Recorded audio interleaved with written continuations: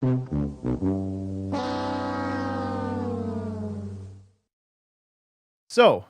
how do you evolve your style over time?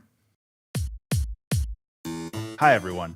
Welcome back to the Creative Exploration series. This week, I wanted to talk a little bit more about your personal style. In the past, I have talked about your style in the more general sense. And basically, what your style is the things that you like, the things that you want to see more of, the things you want to hear in the world. And I think that that's really important to be aware of where your style comes from, because I think that that really kind of defines who you are and where you're going in your career as a musician. Now, because of this, the way you create things might change over time, and I think that's very important as well. Because while I think that staying the same over the years is a great way to retain an audience, I don't think that it's a really good way to improve, like build an audience. I think that evolving your style and just trying a lot of new things is a really great way to just continue building an audience rather than just keeping what you have currently. And after all, if you listen to a new song by your favorite artist and it sounds exactly the same as the prior song that they made, I would get kind of annoyed and frustrated by that. I think that it's important for an artist to just continually evolve their style, because I don't think people want to hear the same thing over and over, at least in the exact same configuration. So to work on evolving your style, you really need two things.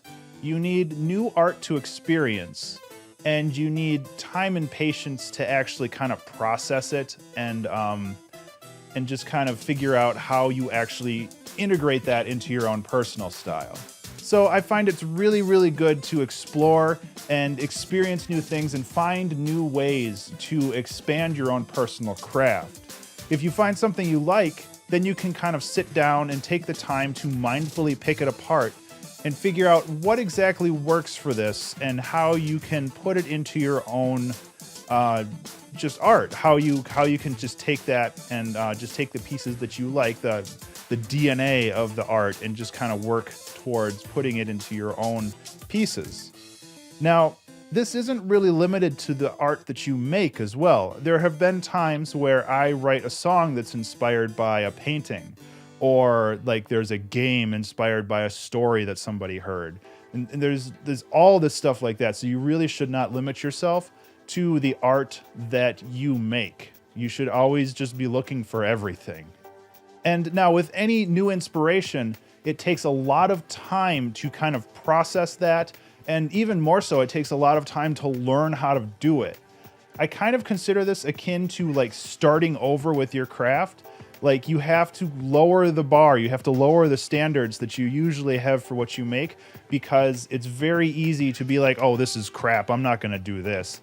You have to be able to sit down and not worry about the quality of the craft, just how much you're improving between each time you put something out, each time you finish a song.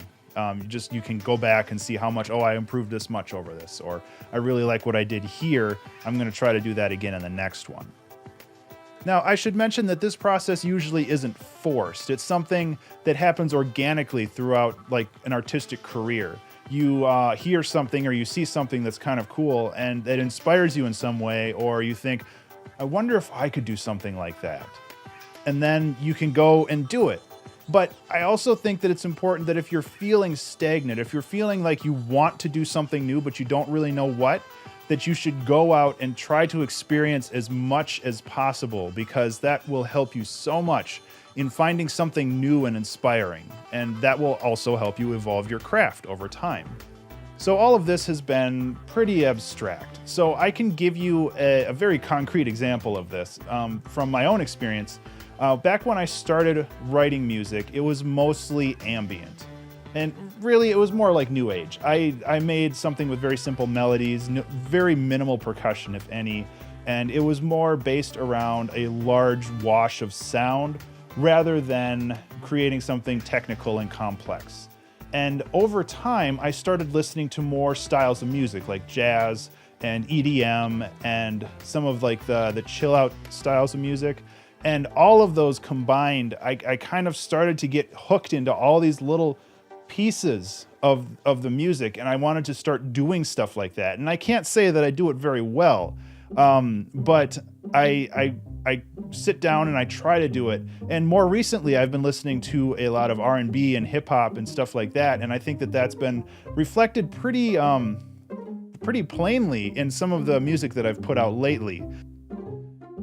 But I still want to do ambient music from time to time, but I have such a larger set of tools in my toolbox that I can pull out and apply to a problem that I might be having, or if I want to take something in a very strange direction or a very different direction, I'm able to sit down and be like, okay, well, I think that this would work well in this situation, and I can veer the song in a different direction. And I think that's very important to have a wide array of styles to work with, because that is how you basically kind of amalgam them all together and create your own style out of it.